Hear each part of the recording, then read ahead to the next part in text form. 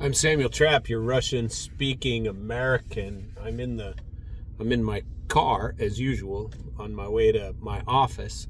It's pretty funny because a lot of the Russian-speaking people that respond or give comments on my videos say that I'm a truck driver. Well, this is a truck, but it's a Ford, and I'm on my way to work. I drive, I don't know, 45 minutes every morning to get there. But I work in my office. I work as a consultant. And I'd love to work with people if people are interested in knowing what we do. We do all kinds of interesting things: contracts, property, business development, business buying and selling in America. And I've done it in other places. That's a tiny part of what we're doing right now, but I'd love to see it do more. And I think that one of the biggest mistakes we're making is not working with Russia instead of against. And Ukraine, love you people. The people are great. Your government sucks, kind of like that we have here. Our government is not our friend, unfortunately, and I sometimes have a hard time saying that because I love my country. I was in the military for my country. I'm a veteran.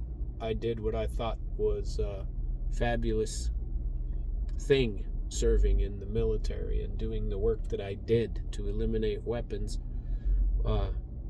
nuclear weapons, short range and intermediate range weapons of destruction that are currently the U.S. is putting all over the world, completely against the treaties that we formed with the Soviet Union long ago, and we're using to limit those same weapons after the collapse of the Soviet Union with Russia.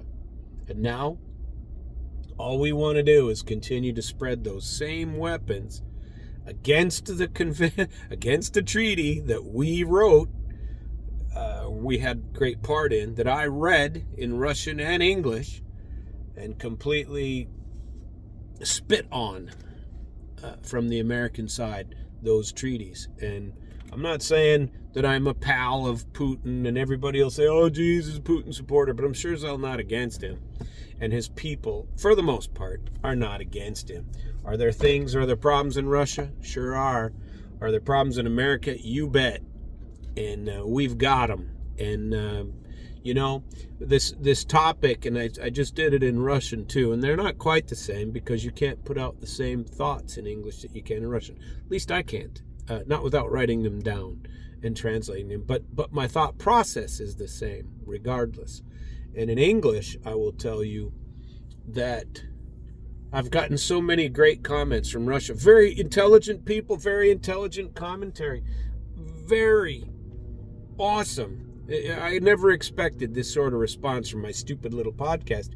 I'm not that bright, but I'm no idiot either. And so you can't pull the wool over my eyes. So what was that? You can fool some of the people some of the time, all of the people some of the time, and some of the people all of the time, but you cannot fool all of the people all of the time. I don't know which of those four I fall into, but I've been fooled by nothing for a very long time. I would love to tell my story to anybody that would listen of the corruption that goes on. And Trump, and don't call me a Trump supporter either, because I got problems with him.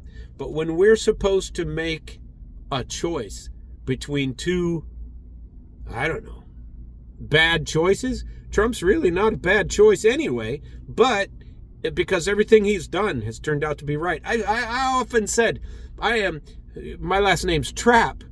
I'm Trump exactly without the money and without the backing. I would say the same things that he's saying. I piss off the same people. I have a target on my back for a long time. And you can read about me all the way to the United States Supreme Court. And they are wrong. The Supreme Court is wrong. They didn't even look at that's probably the biggest problem in our country, is they don't even look. They are political appointees, and so they don't look. When you're not even looking at more than 95% of the cases that are given to you as the Supreme Court of the United States, and you're not even reading them. A clerk is reading them. You have a duty as a judge in the highest court in the land to protect people like me against the big bad government. So don't go claiming that our government is any better than Vladimir Putin's, because it's not. And in fact, the people of Russia, at least the commentary that I've got, which has been very positive, think differently. And I know they do because I've been over there a bunch. And their cities are beautiful. Carlson pointed that out on some of their things. Now I'm straying, and I really didn't intend to, and I don't have time to, frankly, because I want to get to my real point. And the point is 2 days after the Carlson interview, or 3, somewhere in there was an interview with another journalist in which Putin said that he would prefer Biden over Trump. Well, immediately I thought, well, of course he would. Biden's an idiot, always has been.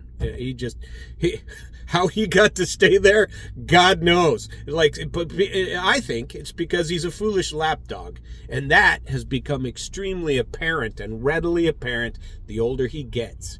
If you don't remember your own name, get out. And that guy needs to go. Trump, he's still with us. You can love him, you can hate him. I'm somewhere in the middle. I think he's got extremely good policies, and I also think if he hadn't have been so offensive in his first 4 years, just telling it too straight to people, sometimes with a personal twist, if you can leave out the personal twist, maybe you'll get away with more. I think Putin made a mistake in what he said. Mistake. I think his preference is wrong. Let's call it that. And that with Trump, the Russian people actually have a chance at becoming what they should have been all along, our partners and supporters, and not the enemy, because the people are not. And we're making a foolish mistake with our experts in America. Our experts are not experts. Your experts should be people like me who know something about how, I'll never tell you that I know how Russian people think, because I don't. But they don't think the same way that we do. They think differently. And they're beautiful, wonderful people. We, for the most part, are beautiful and wonderful people. And I think that needs to be a focus. This war is completely unnecessary. And the only reason for this war is money. Like always, it's money. And it's money for the wrong people. Hopefully people are waking up to this. And if you want to speak on this topic, I've become a mini expert.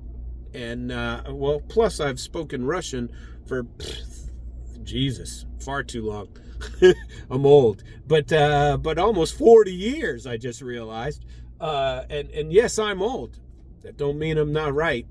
And I've been right for a long time. And I'm glad that you listened. Thank you for paying attention. I hope this helps in some way. And I hope my words are thrown all over the world, because I know stuff. And I can tell you things. And all I want to do is change it for the better. For me and for every other American. And in fact, the world. That we have no reason for all this war and all this weapons. The only reason these are happening is because the people that are selling all the weapons in the war are worried about losing their gravy train. You already got your billions. Please stop. Have a nice day, and I'm glad you listened. You want to get in touch with me? samtrap1gmail.com.